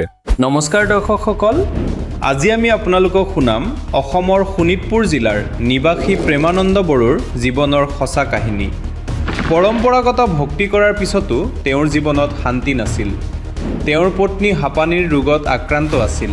বহু চিকিৎসা কৰাৰ পিছতো কোনো ধৰণৰ লাভ পোৱা নাছিল। এদিন মোবাইলত সন্ত ৰামপাল গুৰু মহাৰাজৰ সৎসংগ দেখাৰ পিছত তেওঁৰ জীৱনত পৰিৱৰ্তন আৰম্ভ হ'ল। তেওঁ সন্ত ৰামপাল গুৰু মহাৰাজৰ দ্বাৰা লিখিত পুথি জ্ঞান গংগা পঢ়ি নাম দীক্ষা গ্ৰহণ কৰাৰ পিছত তেওঁৰ পত্নী সুস্থ হৈ উঠিল। এয়া কেনেকৈ সম্ভৱ? আহক শুনো প্ৰেমানন্দ বড়ো জীৱনৰ সঁচা কাহিনী তেওঁৰ নিজৰ মুখেৰে। নমস্কাৰ ছাৰ। নমস্কাৰ, আপোনাৰ শুভ নামটো? মোৰ নাম প্ৰেমানন্দ বড়ো। আপুনি ক'ৰ পৰা আহিছে? মই শোণিতপুৰ ডিষ্ট্ৰিক্ট অসমৰ পৰা আহিছোঁ। আপুনি সন্ত ৰামপাল গুৰু মহাৰাজৰ পৰা নাম দীক্ষা কেতিয়া লৈছিল? খন ৰামপালজী চৰণত মই 10 জুন 2020 আহিছোঁ। তেখেতৰ পৰা নাম দীক্ষা লোৱাৰ আগতে আপুনি অন্য কিবা ভক্তি সাধনা কৰিছিলনে? ভক্তি সাধনা হিচাপত আমাৰ মায়ে যেতিয়া সৰু টাইমত কৃষ্ণ পূজিছিলে, শীতলা মা পূজিছিলে, এইবোৰ চাকি বন্তি মই মায়াৰ লগতে জ্বলাইছিলোঁ। আৰু লগতে মানে হিন্দু ধৰ্মত যেনেকুৱা দুৰ্গা পূজা, কালী পূজা, লক্ষ্মী পূজা আৰু বিভিন্ন পূজাবিলাকত আমি মানিছিলোঁ। ছাৰ, আপুনি যিহেতু জনালে আপুনি আপোনাৰ সমাজত প্ৰচলিত পৰম্পৰাগত ভক্তি সাধনা আপুনি কৰি আছিল, তেনে ক্ষেত্ৰত ছাৰ আপুনি সন্ত ৰামপাল গুৰু মহাৰাজৰ শৰণলৈ কিয় আহিব লগা হ'ল? ৰামপালজী শৰণত অহা মানে এটা দীঘল কাহিনী হৈ যাব। এইটো যেতিয়া মই 2009ত বিয়া পাতিছিলে, লগতে মোৰ বিয়াৰ পিছতে মোৰ ৱাইফৰ উশাহ নিশাহ বা আস্থামাটিক প্ৰব্লেম আৰু লগতে কাঁহা বেমাৰ হৈছিলে, যোনটো কাৰণত সি গোটেই ৰাতি কাঢ়ি পেলাই মানে দিন ৰাত কাঢ়িছিলে। আৰু এটা ঠাইৰ পৰা বেলেগ ঠাইত বাছবিলাকত চাফাৰ কৰিবা বা ট্ৰেইনবিলাকত চাফাৰ কৰিবও মানে লাজ কৰিছিলে, কেনেকুৱা যাম মানে মোৰ কাঁহাটোতো নৰখেই। পিছত ছাৰ আপুনি সন্ত ৰামপাল গুৰু মহাৰাজৰ শৰণলৈ কেনেকৈ আহিল? এইবোৰ সমস্যাবোৰ যেতিয়া হৈ আছিলে তেতিয়া আমি বিভিন্ন জেগাত ট্ৰিটমেণ্ট কৰিছিলোঁ, যেনেকুৱা অসমত তেজপুৰৰ মিলিটাৰী হস্পিটেল আছে। মই আৰ্মি এটা ৰিটায়াৰ্ড পাৰ্চনেল হয়, তাত মানে ট্ৰিটমেণ্ট কৰিছিলে আৰ্মি মেডিকেলত। তাৰপিছত এনেকুৱা বিভিন্ন ঠাই যেনেকুৱা ৱেষ্ট বেংগলত, তাৰপিছত খ্ৰীষ্টান মেডিকেল কলেজ ভেলোৰত ট্ৰিটমেণ্ট কৰিছিলোঁ। তাৰপিছত ৰাজস্থানতো বিভিন্ন মানে মিলিটাৰী হস্পিটেল আৰু প্ৰাইভেটতো মানে ট্ৰিটমেণ্ট কৰিছিলে। কিন্তু এইবিলাক ট্ৰিটমেণ্ট কৰাৰ পিছতো মানে তাৰ সঠিক মানে তাৰ ৰিলিফ হোৱা নাছিলে। এইবিলাক মানে সি ৰাস্তা বিচাৰি মানে নিজৰ মোবাইলবিলাকত কিছুমান ৰাস্তা বিচাৰিছিলে। এতিয়া মানে মোবাইল চলাই থাকোঁতে মানে কিছুমান ভিডিঅ' দেখা পাইছিলে। তাৰপিছত লগতে মোক জনাইছিল যে মই এনেকুৱা ট্ৰু ষ্টৰী নামৰ এটা ভিডিঅ' চাইছোঁ, তাক বিভিন্ন মানে মানুহবিলাক এনেকুৱা ভক্তি কৰি পেলাই মানে সন্তৰ শৰণত আহি পেলাই মানে লাভ পোৱা ভিডিঅ'বোৰ চাইছোঁ, চাওকচোন অলপ বুলি মোক মানে ফোন কৰি মানে ডিউটিত মই আছিলোঁ তো মোক জনাইছিলে। তো মই এইবিলাক কথাবিলাক বেছি মানে ধ্যান দিয়া নাছিলে। মানে এনেকুৱাতো মোবাইলত বহুতটা বিভিন্ন টাইমত মানে প্ৰগ্ৰাম চলি থাকে, তো মই বিশেষ ধ্যান নাছিলে। তাৰপিছত মই যেতিয়া মোবাইল চলাই আছিলোঁ, এদিনাখন মানে মোৰ মোবাইলত মানে এটা ইউটিউবত বিশ্বকাপ মুক্তিদাতা এনেকুৱা বুলি এটা ভিডিঅ' প্ৰগ্ৰাম মানে মই দেখা পাইছিলোঁ। কিনো মুক্তিদাতা বুলি বস্তুটো মই ভিতৰত মানে ভিডিঅ'টো অ'পেন কৰি চালোঁ। তাৰপিছত সৎসংগটো শুনিলোঁ। তাৰপিছত কৈছে যে মানে কলি যুগত আজিৰ ডেটত মানে এনেকুৱা মানে সন্ত মানে মজুদ আছে যোনে নেকি মানে পুৰা বিশ্বক মানে উদ্ধাৰ কৰিবৰ কাৰণে মানে ধৰতীত মানে মজুদ আছে তো এইটো চাই পেলাই মই এইটো ভিডিঅ' লিংকত বহুতখিনি মানে সৎসংগবিলাক প্ৰবচনবিলাক সন্ত ৰামপালজী মহাৰাজৰ মানে চালোঁ তাৰপিছত লাভ হিচাপত যেনেকৈ ৰিয়েল ষ্টৰি ডাবল9 বুলি এটা ছাইট মানে তাত মানে চাই থাকোঁতে ইউটিউবত মানে আহি গ'ল তাত মানে দেখিলোঁ যে সন্ত ৰামপালজী মহাৰাজৰ শৰণত আহি পেলাই মানে এইবিলাক মানে যেনেকুৱা দেৱ দেৱী পুজি পেলাই মানে কষ্ট ভুগি আছিলে ট্ৰিটমেণ্ট কৰিছিলে সিহঁতৰ মানে প্ৰপাৰলি একো ৰিলিফ পোৱা নাছিল তাৰপিছত সন্ত ৰামপালজী মহাৰাজ শৰণত যেতিয়া আহি পেলাই মানে নাম দীক্ষা লৈ পেলাই ভক্তি কৰিছে মানে সিহঁতে মানে এইবিলাকৰ পৰা মানে ট'টেলি মানে ৰিলিফ হ'ব পাৰিছে তো মোৰো এটা বিশ্বাস বনি গ'ল তাৰপিছত মই এইবিলাক সমস্যাৰ কাৰণে একচুৱেলি মই মানে অলৰেডি প্ৰি মেচুৰ ৰিটায়াৰমেণ্টৰ কাৰণে মানে এপ্লিকেশ্যন দি থোৱা আছিলে তো 2020 মানে মে মাহত মোৰ মানে ডিচাৰ্জ ডেট মানে ৰিলিজ ফৌজৰ পৰা ৰিলিজ হোৱা ডেটটো আহি গৈছিলে তেতিয়া মোক মানে এসপ্তাহ দুসপ্তাহমান মানে আগত মোক মানে ডিউটিৰ পৰা ফ্ৰী এৰি দিছিলে তেতিয়া সেইটো টাইমতে মই ভিডিঅ'টো পাই পেলাই মানে চাই পেলাই মানে দিন ৰাত চোৱা শুৰু কৰিলোঁ ভিডিঅ'বিলাক মানে বিভিন্ন মানে মানুহবিলাক কেনেকুৱা লাভ পাইছে লগতে মানে এটা গুগলত মানে কি কয় জ্ঞান গংগা মানে কিতাপটো মই ডাউনলোড কৰি পেলাই মানে চাবা শুৰু কৰিলোঁ তাৰপিছত মোৰ ফৌজৰ পৰা মানে 1 জুন 2020 মানে মই ওলাই পেলাই মানে ঘৰলৈ আহি গ'লোঁ তাৰপিছত গুৰুজী সৎসংগবিলাক মানে কণ্টিনিউ চাই আছোঁ 10 দিনমান পিছত মই নিজৰ ৱাইফক সুধিলোঁ যে মানে কি কৰা যায় বস্তুটো যোনবিলাক সমস্যা হৈ আছে এইটো বস্তুটো মানে এনেকুৱা লাভ পাইছে যদি আমি কি কৰা যায় তেতিয়া ক'লে যে বল আমিও নাম দীক্ষাটো ল'ম তো তাত সৎসংগবিলাক চলি আছিলে তেতিয়া মানে কিছুমান নাম্বাৰবিলাক ডিছপ্লে হৈ থকা আছিলে ইউটিউবত চাইছিলোঁ তেতিয়া এইটো নাম্বাৰত মানে কল কৰি চালোঁ বস্তু চাওঁ লগালে মানে ক'ত যায় তো আমি যেতিয়া নাম্বাৰটো মানে কণ্টেক্ট কৰিলোঁ তেতিয়া মানে হাৰিয়ানা ফালে কোনোবা গৈছে তাৰপিছত আমি তাক ক'লোঁ আমি এনেকুৱা আমি সন্ত ৰামপালজী মহাৰাজ শৰণত মানে নাম দীক্ষা ল'ব খোজোঁ তেতিয়া আমাক সুধিলে যে আপোনালোকৰ মানে এড্ৰেছটো ক'ত তেতিয়া আমি ক'লে অসমৰ কোন ঠাইত মানে কিছুমান আশ্ৰমবিলাকৰ মানে সিহঁতে মানে এড্ৰেছটো ক'লে হোজাই তাৰপিছত হেলেম তাৰপিছত এনেকুৱা মানে ক'লে কোনটো মানে তোমাৰ ওচৰ হ'ব তেতিয়া মই ক'লোঁ মানে হোজাই যোনটো নামদাস চেণ্টাৰ আছে এইটো আমাৰ ওচৰত হ'ব তেতিয়া আমাক সিহঁতে মানে হোজাই নামদাস চেণ্টাৰৰ কণ্টেক্ট নম্বৰটো আমাক দিলে তো আমি এইটো নাম্বাৰত মানে ডাইল যেতিয়া কৰিলোঁ তেতিয়া মানে সিহঁতৰ এড্ৰেছটো মানে আমি গম পালোঁ তেতিয়া কৰোণা চলি আছিল একচুৱেলি 2020 কৰোণা চলি আছিলে তো টোটেলি চাৰিওফালে লকডাউন আছিলে তেতিয়া মানে সন্ত ৰামপালজী মহাৰাজৰ কৃপাত তেতিয়া মানে অনলাইন দীক্ষা মানে নাম মানে প্ৰদান কৰা ব্যৱস্থাটো গুৰুজীয়ে মানে কৃপা কৰিছিলে তেতিয়া আমি ঘৰতে থাকি পেলাই মানে মই মোৰ ৱাইফ আৰু মানে সৰু ছোৱালী এজনী গুৰুজী শৰণত মানে নাম দীক্ষা প্ৰাপ্ত কৰিছোঁ ছাৰ যিহেতু আপুনি জনালে যে আপুনি সন্ত ৰামপাল গুৰুমহাৰাজৰ পৰা অনলাইনৰ জৰিয়তে আপুনি নাম দীক্ষা ল'লে আপোনাৰ পৰিবাৰৰ যি সমস্যা আছিলে শাৰীৰিকভাৱে অসুস্থ আছিলে সেই সমস্যাবিলাক বৰ্তমান সন্ত ৰামপাল গুৰুমহাৰাজৰ পৰা নাম দীক্ষা লোৱাৰ পিছত দূৰ হ'লনে ছাৰ হয় নাম দীক্ষা লোৱাৰ মানে 2 মাহমান পিছত মানে তাৰ মানে সি ভাল পাইছে মানে যেতিয়া মানে সি প্ৰব্লেম চলি আছে মানে কাহ হোৱাৰ কাৰণে সি বহুত বস্তু মানে খাৱাৰ পৰা বঞ্চিত থাকিছিলে যেনেকুৱা কিছুমান মাটি মাহবিলাক খালে বেছি হৈছিলে তাৰপিছত লাওবিলাক খালে বেঙেনাবিলাক মানে খালে মানে কাহ বেছি হৈ বিভিন্ন বস্তু মানে খাৱাৰ পৰা সি দূৰত থাকিছিলে যেতিয়া সন্ত ৰামপালজী শৰণত আহি পেলাই নাম দীক্ষা লৈ পেলাই যেতিয়া ভক্তি শুৰু কৰিছে তেতিয়া মানে সি এইবিলাক বস্তু এজে মানে টেষ্ট হিচাপত মানে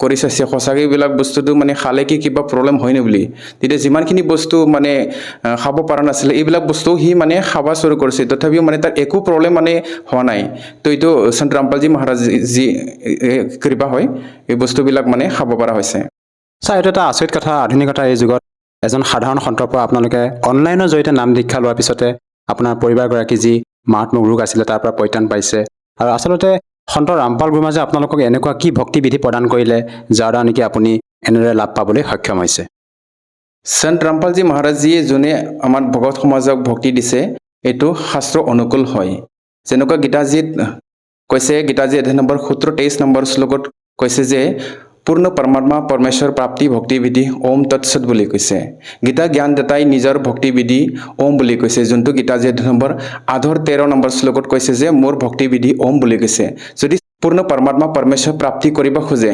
তেনেহ'লে ইয়াৰ বিষয় ভক্তি গীতাজী নম্বৰ 17-23 নম্বৰ যোনটো মই আগত কৈ গৈছিলোঁ সেইটো ভক্তি হয় ওম তৎসৎ হয় সেইটো মতে সাধনা কৰিলেহে আমি মানে পূৰ্ণ পৰমাত্মা প্ৰাপ্তি ইয়ানি মোক্ষ প্ৰাপ্তি কৰিব পাৰিম য'ত গ'লে আমি দুবাৰা এইটো সংসাৰত মানে জনম মৃত্যুত মানে 84 লাখ মানে বিভিন্ন মানে দেহা ধৰি পেলাই কষ্ট ভুগিব নালাগিব এইটো ভক্তিবিধি সন্ত ৰামপালজী মহাৰাজৰ পুৰা মানৱ জাতি মানে কল্যাণৰ কাৰণে আজি ডেটত ভক্তি প্ৰদান কৰি আছে ছাৰ এইটো এটা আচৰিত কথা যিহেতু আপোনালোকৰ সন্ত ৰামপাল গুৰুমা ঝাৰিনা প্ৰান্তৰ নিবাসী হয় আপোনালোকে অসমৰ পৰা তেখেতৰ পৰা অনলাইনৰ জৰিয়তে নাম দীক্ষা ল'লে আৰু আপুনি এনেধৰণৰ লাভ পাইছে ছাৰ আৰু ইয়াৰ উপৰিও আপুনি পাৰিবাৰিকভাৱে আৰু অন্য কিবা লাভ পাইছেনে ছাৰ হয় সন্ত ৰামপালজী মহাৰাজৰ শৰণ অহাৰ পিছত দৈনন্দিন বহুতটা লাভ পায় আৰ্থিকভাৱে বা শাৰীৰিকভাৱে বিভিন্ন প্ৰকাৰৰ লাভ পায় তাৰপিছত যেতিয়া সন্ত ৰামপালজী মহাৰাজৰ শৰণত অহাৰ পিছত আমি আমাৰ দ্বিতীয় মানে পুত্ৰী আমি এতিয়া সন্তান পাইছোঁ তাৰ ডেলিভাৰী টাইমত আমি যেতিয়া তেজপুৰ মেডিকেল কলেজত এডমিট কৰিছিলে তেতিয়া ডক্টৰে মানে তাৰ মানে আল্ট্ৰাছাউণ্ড কৰোঁতে মানে কৈছিলে যে যোনটো বেবী হয় সেইটো প্ৰপাৰলি গ্ৰ'থ হোৱা নাই আৰু ডেলিভাৰী কৰাটো মানে সিহঁতৰ কাৰণে ইম্পচিবল বুলি মানে কৈ পেলাই সিহঁতে কি ক'লে আমাক মানে নেক্সট মানে হায়াৰ মানে মেডিকেলত মানে ৰেফাৰ কৰিলে ৰেফাৰ কৰাত আমি গুৱাহাটীৰ মানে আয়ুৰচন্দ্ৰা বুলি এটা মেডিকেল হস্পিটেল আছে তাত এডমিট কৰিলোঁ এডমিট কৰাৰ লগে তাৰপিছত সন্ত ৰামপালজী মহাৰাজাৰ কৃপাত মানে একেদে মানে দ্বিতীয় কন্যা মানে তো জন্ম দিব পাৰিছে এইটো সন্ত ৰামপালজী মহাৰাজাৰ কৃপা হয় ছাৰ আপুনি কি কৰে মই আগতে মেনশ্যন কৰিছিলোঁ মই আৰ্মি ছাৰ্ভিচ কৰিছিলোঁ মই 18 বছৰ ছাৰ্ভিচ কৰি পেলাই মই ভলেণ্টিয়াৰ ৰিটায়াৰ লৈ পেলাই আহিলোঁ আৰু এইটো আমি যদি এইবিলাক ভক্তিৰ বিষয়ে যদি আগতে যদি গম পালেহেঁতেন আমি সৎ সাধনা কৰিলেহেঁতেন মই আজি ডেটত ছাৰ্ভিচত থাকিলেহেঁতেন মই এইবিলাক সমস্যাৰ কাৰণে মই টেনশ্যন হৈ পেলাই মানে 14.5 বছৰ মানে যেতিয়া ছাৰ্ভিচ মোৰ এণ্ডিং হৈছিলে তেতিয়া মানে মই ভলেণ্টিয়াৰী ৰিটায়াৰমেণ্টৰ কাৰণে এপ্লিকেশ্যনটো লিখিছিলে কিন্তু এটা যোনটো কমাণ্ডিং অফিচাৰ চেংচনো কৰিছিলে কিন্তু সি মানে যেতিয়া ট্ৰান্সফাৰ হৈ গ'ল নেক্সট ফৰ কমাণ্ডিং অফিচাৰ আহি পেলাই মোৰ মানে এইটো প্ৰচেছটো ডিলে কৰি দিলে ছাৰ আপোনাৰ যি পৰিবাৰগৰাকী যি শাৰীৰিক সমস্যা আছিলে তাৰ বাবে আপুনি উন্নত মানৰ চিকিৎসা কৰালৈ হয়তো নিশ্চয় ঠিক হ'ল হয় এনে ক্ষেত্ৰত ছাৰ আপুনি আপোনাৰ পৰিবাৰগৰাকীক তেনেকুৱা উন্নত মানৰ চিকিৎসা কৰিবৰ কাৰণে কিবা ডক্টৰ ওচৰলৈ আৰু নিছিলনে আপুনি অলৰেডি আমি এইবিলাকৰ সমস্যাটো মানে সমাধান কৰিবৰ কাৰণে মই অলৰেডি মেনশ্যন আগত কৰিছিলোঁ ভেলোৰ হস্পিটেল যোনটো মানে ইণ্ডিয়াত মানে মানা জানাকি জবকি মানে বিশ্বৰ মানে বিভিন্ন মানে স্পেচিয়েলিষ্ট ডক্টৰ আহি পেলাইও সিহঁতে তাত ট্ৰিটমেণ্টটো কৰে কিন্তু তাতো সমাধান হ'ল আমি যেতিয়া সন্ত ৰামপালজী মহাৰাজৰ শৰণত আহি পেলাই নাম দীক্ষা লৈ পেলাই ভক্তি স্বৰূপ মানে সৎ সাধনা স্বৰূপ কৰিলোঁ তেতিয়া তাৰপিছত আমাক মানে মেডিকেললৈ এইবিলাক মানে ৰাউণ্ড মাৰিবলৈ মানে এতিয়া দৰকাৰ নপৰে ছাৰ যিহেতু আপুনি সন্ত ৰামপাল গুৰুমহাৰাজৰ পৰা নাম দীক্ষা লোৱাৰ পিছতে আপুনি বিভিন্ন প্ৰকাৰে লাভ পাইছে আৰু আপোনাৰ পৰিবাৰগৰাকী যি মাৰাত্মক ৰোগ আছিলে তাৰ পৰা আপুনি পৰিত্ৰাণ পালে আপোনাৰ পৰিবাৰগৰাকী বৰ্তমান সুস্থ এনে ক্ষেত্ৰত ছাৰ আপুনি আমাৰ দৰ্শকসকলক কি বাৰ্তা দিব বিচাৰিব যিসকলে আজি আপোনাক টিভি স্ক্ৰীণত প্ৰত্যক্ষ কৰি আছে যিহেতু আপুনি বিভিন্ন প্ৰকাৰে লাভ পাইছে বৰ্তমান সন্ত ৰামপাল গুৰুমহাৰাজৰ পৰা নাম দীক্ষা লৈ আমি যোন ভগৱানবিলাকক যে ব্ৰহ্মা বিষ্ণু মহেশ্বৰক যোনে ভক্তি কৰি আছে চবে মানে অজৰ অমৰ ৰূপত আমি ভক্তি কৰি আছোঁ কিন্তু আমি সন্ত ৰামপালজী মহাৰাজৰ সৎসংগত গম পাইছোঁ যে ব্ৰহ্মা বিষ্ণু মহেশ্বৰে মোৰ জন্ম মৃত্যু আছে এইটো শ্ৰীমদ দেৱী ভাগৱতত মানে সিহঁতে নিজে মানে স্বীকাৰ কৰিছে আৰু ব্ৰহ্মা বিষ্ণু মহেশ্বৰ মানে জানা মতে সিহঁতৰ কাৰণে সিহঁতে মাতা দুৰ্গায়ে চবকুছ হয় মানে এখেতে চবকুছ ভগৱান হয় কিন্তু মাতা দুৰ্গায়ো যেতিয়া হনুমান হিমালয় নামৰ এটা ৰাজাক যেতিয়া নাম উপদেশ দিছিলে তেতিয়া মানে কৈছে মোৰ ভক্তিটো এৰি পেলাই এই ভগৱানৰ ভক্তি কৰ বুলি কৈছে যাৰ ভক্তিবিধি ওম বুলি কৈছে গীতা জ্ঞানদাতাই গীতা আজি অধ্যায় নম্বৰ 8-13 নম্বৰ শ্লোকত নিজৰ ভক্তিবিধি ওম বুলি কৈছে এইটো ব্ৰহ্ম হয় তাৰ ওপৰত আৰু মানে অবিনাশী ভগৱান আছে যক নেকি গীতা যে নম্বৰ 15-17 নম্বৰ শ্লোকত কৈছে উত্তম পুৰুষটো অন্য হে বোলে তাৰ কৈ বেলেগ আছে যোনে নেকি আমাক মোক্ষ প্ৰদান কৰিব পাৰে যোনে নেকি নাচ ৰহিত ভগৱান হয় যোনটো গীতা যে নম্বৰ 2-17 নম্বৰ শ্লোকত কৈছে আৰু গীতা জ্ঞান দাতাই নিজৰ মানে জন্ম মৃত্যুটো গীতা যে নম্বৰ 2-12 অধ্যায় নম্বৰ 4-5 আৰু বিভিন্ন ঠাইত মানে মোৰ জন্ম মৃত্যু স্বীকাৰ কৰিছে যোনটো ভগৱানৰ যদি নিজৰে জন্ম মৃত্যু আছে আমি কেনেকৈ মানে ভক্তি জনম মৃত্যু ৰহিত হ'ব পাৰিম গীতাজীত মানে স্পষ্ট বৰ্ণন আছোঁ যোনটো সৎসংগটো সন্ত ৰামপালজী মহাৰাজে দেখায় যে আমি যদি মোক্ষ প্ৰাপ্তি নহয় 84 লাখ প্ৰকাৰত আমি কষ্ট ভুগিব লাগিব মানে জীৱ জন্তুৰ দেহাত ধৰিব লাগিব ইয়াৰ কাৰণে আমি নিজৰ সৎগ্ৰন্থক আমি মানে খুলি চাব লাগিব বাস্তৱিক মানে ভগৱান কোন হয় ছাৰ যিহেতু আপুনি ব্ৰহ্মা বিষ্ণু মহেশ্বৰতকৈ ওপৰ মানে পৰমাত্মা অন্য কোনোবা হয় বুলি আপুনি মত ব্যক্ত কৰিছে ছাৰ এইটো আমি কেনেকৈ মানি ল'ম আমি যিহেতু পূৰ্বৰে পৰা আমাৰ যিসকল আমাৰ আধ্যাত্মিক শ্ৰদ্ধালু আমাৰ সমাজত প্ৰচলিত পৰম্পৰাগত সাধনা হিচাপে আমাক ব্ৰহ্মা বিষ্ণু মহেশ্বৰকে পৰমাত্মা বুলি ভক্তি বিধি প্ৰদান কৰি আহিছে তেনে ক্ষেত্ৰত ছাৰ আমি অন্য এজন পৰমাত্মা আছে বুলি আমি কেনেকৈ মানি ল'ম ছাৰ আজি ডেটত চবে শিক্ষিত হয় চবৰ হাতত মোবাইল থাকে মোবাইলবিলাকত সন্ত ৰামপালজী মহাৰাজ আমি যদি সৎসংগ চাই আমি তেতিয়া গম পাম যে বাস্তৱিক মানে অবিনাশী ভগৱান আমি যোনটো মানি আছোঁ তাৰকৈ বেলেগেই হয় যাৰ বিষয়ে বেদত কৈছে যে একেদৰ মানে বাস্তৱিক নাম কবীৰ দেৱ বুলি কৈছে যোনটো মানে সন্ত বাণীবিলাকতো যেনেকুৱা গৰীবদাসজী মহাৰাজ গুৰু নানক চাহেব সিহঁতক মানে পৰমাত্মাই ডাইৰেক্ট মানে দৰ্শন দি পেলাই সতলোক পৰম ধাম লৈ গৈছিলে তাৰপিছত তাত মানে দৰ্শন কৰাই পেলাই সিহঁতক মানে নিজৰ শৰীৰত দুবাৰ আত্মাটো ঘূৰাই দিছিলে তেতিয়া সিহঁতে মানে নিজৰ আখুৰ নিজৰ চকুত দেখা মানে সতলোকৰ বিষয়ে গুণ গাইছে মানে এনেকুৱা ঠাই আছে য'ত মানে একো বস্তুৰ অভাৱ নাই মানে তাৰ গাখীৰৰ নদী বৈ আছে আমাৰ সোণৰ ঘৰ আছে তো এইটো ভক্তি আমি সন্ত ৰামপালজী মহাৰাজজী শৰণত আহি পেলাই যদি ভক্তি কৰে আমি বাস্তৱিক নিজৰ আত্মাৰ মানে ঠাইত যাব পাৰিম য'ত গ'লে দুবাৰা আমি ইয়াত পুনৰ মৃত্যুৰ লগত ঘূৰি নাহিম যদি আমি যদি ব্ৰহ্মা বিষ্ণু মহেশ্বৰ স্তৰত যদি ভক্তি কৰে সিহঁতৰ ভক্তি সাধনাটো সিহঁতৰ লোক লগে হয় ব্ৰহ্মা পুজিলে ব্ৰহ্মা লোক বিষ্ণু পুজিলে বিষ্ণু লোক শিৱ পুজিলে শিৱ লোক এনেকৈ যদি আমি ব্ৰহ্ম পূজোঁ তেতিয়া ব্ৰহ্মলোক মানে গৈ পাম কিন্তু গীতাজী 8-16 নম্বৰ শ্লোক কৈছে যে ব্ৰহ্মলোক গুচি গ'লেও আমি যদি পুণ্য না কৰি পেলাই দুবাৰা মানে ইয়াৰ পৃথিৱীৰ লগত মানে ইয়াৰ কষ্ট ভুগিবৰ কাৰণে আহিব লাগিব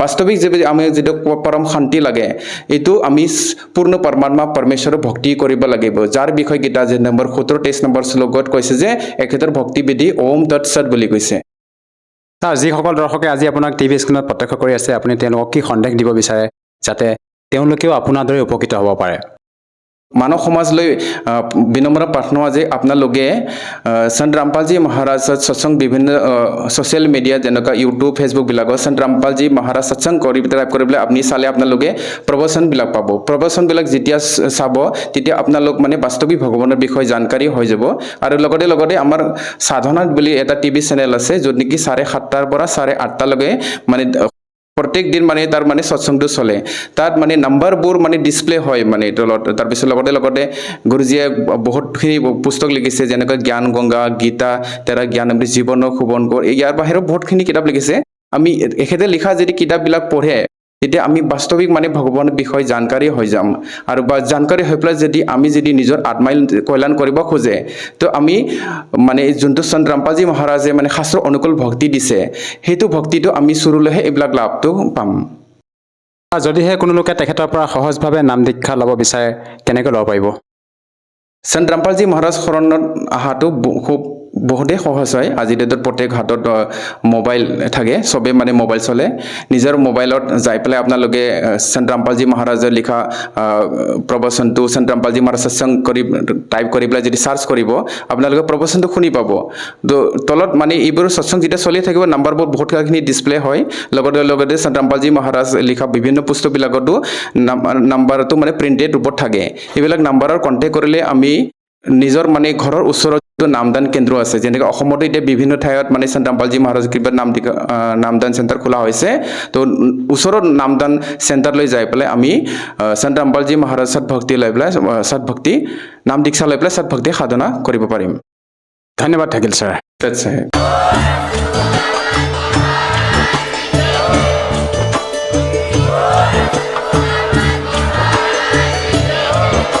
আপুনি শুনি আছিলে জগতগুৰু তত্ত্বদৰ্শী সন্ত ৰামপাল গুৰু মহাৰাজৰ মংগল প্ৰবচন অধিক জানিবৰ বাবে ভিজিট কৰক www.jagatgururampalji.org সন্ত ৰামপাল গুৰু মহাৰাজৰ শুভ আশীৰ্বাদত সমগ্ৰ বিশ্বতে 500তকৈ অধিক নাম দীক্ষা কেন্দ্ৰ আছে য'ত সন্ত ৰামপাল গুৰু মহাৰাজৰ দ্বাৰা বিনামূলীয়াকৈ নাম দীক্ষা দি থকা হৈছে।